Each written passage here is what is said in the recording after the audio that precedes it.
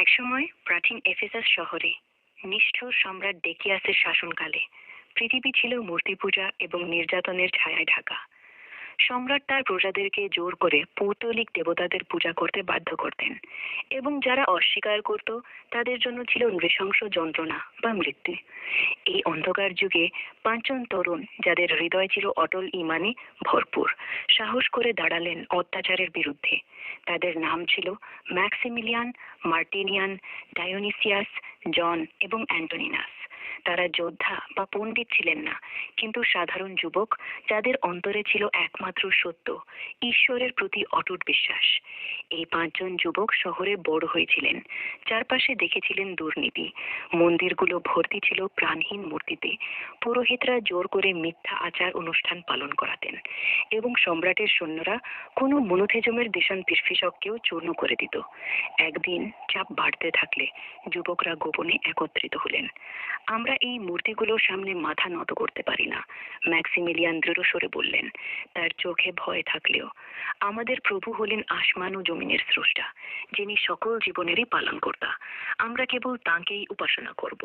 অন্যরা সম্মতিতে মাথা নাড়লেন। তাদের বন্ধন আরো মজবুত হলো ভাগ করা বিশ্বাসে। কিন্তু তাদের অস্বীকারের খবর ছড়িয়ে পড়ল এবং শীঘ্রই সম্রাটের রক্ষীরা তাদেরকে অপরাধীর মতো খুঁজতে শুরু করলো। জীবনের ভয়ে পাঁচজন যুবক রাতের আড়ালে শহর থেকে পালিয়ে গেলেন। তারা পাহাড়ি পথে, ঘন জঙ্গলে ঘুরে বেড়ালেন। তাদের সাথে ছিল তাদের বিশ্বস্ত কুকুর কিতমির, যা তাদের পাশে পাশে ছুটছিল।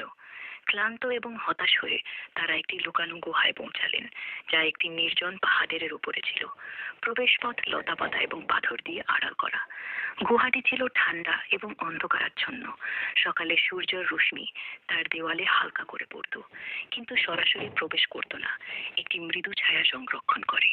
এটি আমাদের আশ্রয় হবে, মার্টিনিয়ান বললেন।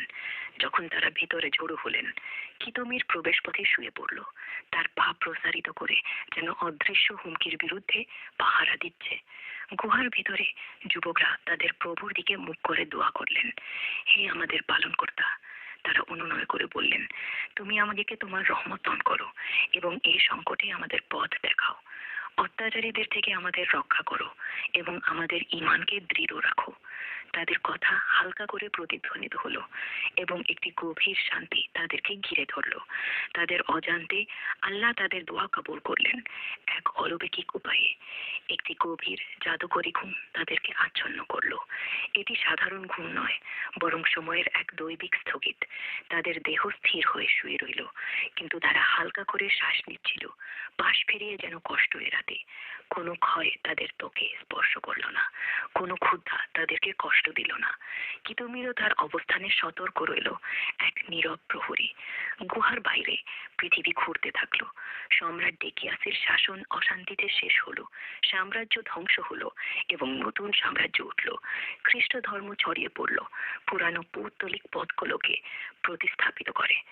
ঋতু চক্রাকারে চলতে থাকলো। বসন্ত ফুটলো, গ্রীষ্ম পোড়াল, শরৎ শুকাল এবং শীত তুষারে ঢেকে দিল। 316 বছর কেটে গেল, যা চন্দ্র বছরে 309 বছরের সমান। যখন যুবকরা ঘুমিয়ে রইলেন, সময়ের অতীতকে আজান দে। আল্লাহ তাদের কান সিল করে দিয়েছিলেন পৃথিবীর শব্দের বিরুদ্ধে, তাদেরকে ক্ষতি থেকে রক্ষা করে। পাখি এবং জন্তুরা গুহাকে এড়িয়ে চলল এবং এমনকি সূর্যের পথও যেন পরিবর্তিত হয়ে তাদেরকে তার কঠোর আলো থেকে রক্ষা করলো। অবশেষে 309 বছর পর আল্লাহ তাদেরকে জাগিয়ে তুললেন, যেমন তিনি তাদেরকে ঘুম পাড়িয়েছিলেন। যুবকরা নড়ে চড়ে উঠলেন, বিভ্রান্ত হয়ে চোখ ঘষলেন। আমরা কতক্ষণ ঘুমিয়েছি? ডায়োনিসিয়াস জিজ্ঞাসা করলেন, তার অঙ্গ প্রত্যঙ্গ প্রসারিত করে। একদিন, বা হয়তো একদিনের অংশ। জল উত্তর দিলেন, হালকা আলোর দিকে তাকিয়ে।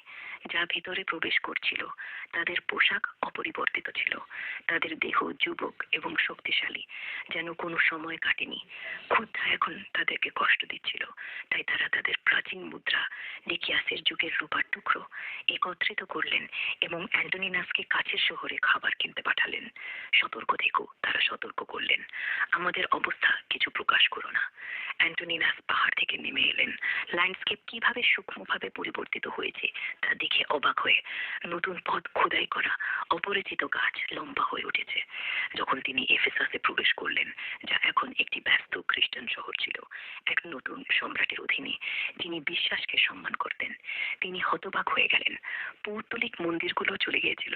তাদের জায়গায় ছিল গির্জা, যা এক ঈশ্বরের প্রার্থনায় প্রতিধ্বনিত হচ্ছিল। মানুষ অদ্ভুত পোশাকে সজ্জিত এবং বাতাসে গুঞ্জরিত হচ্ছিল এক পরিবর্তিত পৃথিবীর গল্প। একটি রুটি বিক্রেতার কাছে গিয়ে অ্যান্টোনিনাস তার প্রাচীন মুদ্রা দিয়ে রুটি এবং খেজুর কিনতে চাইলেন। বিক্রেতার চোখ বিস্ফারিত হলো। এই মুদ্রা, এটি ডেকিয়াসের সময়ের, 300 বছরেরও বেশি আগের। তুমি এই ধ্বংসাবশেষ কোথায় পেলে?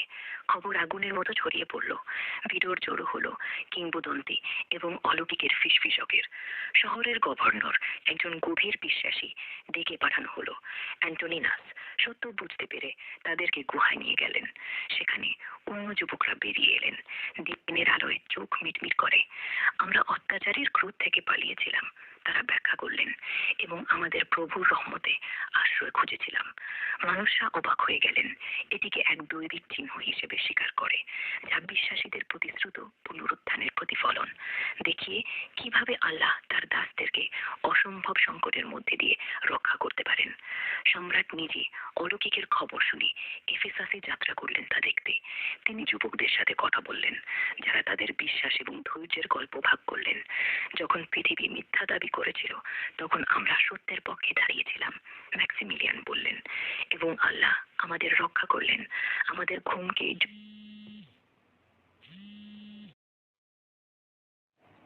এই যুগান্তরের সেতুতে পরিণত করে। তাদের কথায় স্পর্শিত হয়ে সম্রাট তাদেরকে সম্মান করলেন। কিন্তু যুবকরা তাদের উদ্দেশ্য পূর্ণ হয়ে আরেকবার দোয়া করলেন এবং গুহায় ফিরে গেলেন। সেখানে তারা শুয়ে পড়লেন এবং চিরন্তন বিশ্রামে চলে গেলেন। তাদের আত্মা তাদের প্রভুর কাছে উঠে গেল। গুহার ঘুমন্তদের খবর দেশ জুড়ে ছড়িয়ে পড়ল, প্রজন্মকে অনুপ্রাণিত করে। তাদের সংখ্যা নিয়ে বিতর্ক উঠল। কেউ বললেন 3 জন প্লাস কুকুর, অন্যরা 5 জন কুকুরকে ষষ্ঠ করে, এবং আরো কেউ 7 জন কুকুরকে অষ্টম করে। কিন্তু মূল কথা রইল অটল বিশ্বাস, দৈবিক রক্ষা এবং অত্যাচারের উপর সত্যের জয়ের গল্প। Thanks for watching. If you enjoyed the video, don't forget to like, share, and subscribe for more content.